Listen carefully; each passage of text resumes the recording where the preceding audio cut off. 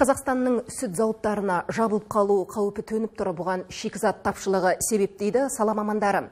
Қазақстан сүт одағының директоры Владимир Кожевниковтың айтуынша, шикізат жетіспеушілігі кедендік одақ енгізген қатаң талаптарға байланысты пайда болуы мүмкін. Жаңа ереже келесі жылы 1 қаңтардан бастап күшіне енбек.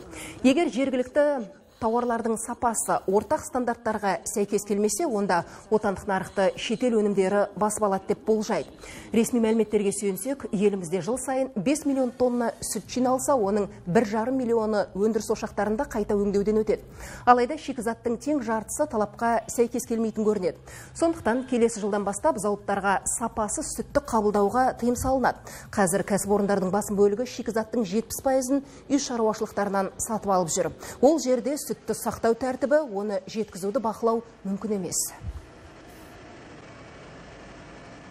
2018 жылы сүттің әрбір 2 литрі үй шаруашылығында өндірілген. Кедендік одақтың талаптарына оның тек 10% ғана сәйкес келеді. Егерде шикізат тапшы болса, зауыттар тоқтап қалады, немесе жұмыс аясын өзгертуге мәжбүр болады. Оның кесірі шаруаларға да тиеді.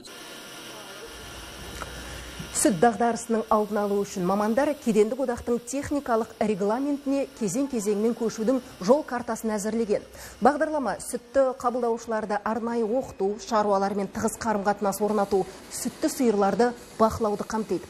Сарапшылар болашақта зауытқа қабылданбаған шикізаттың барлығы базарларда ауылдың сүті ретінде сатылуы мүмкін дейді.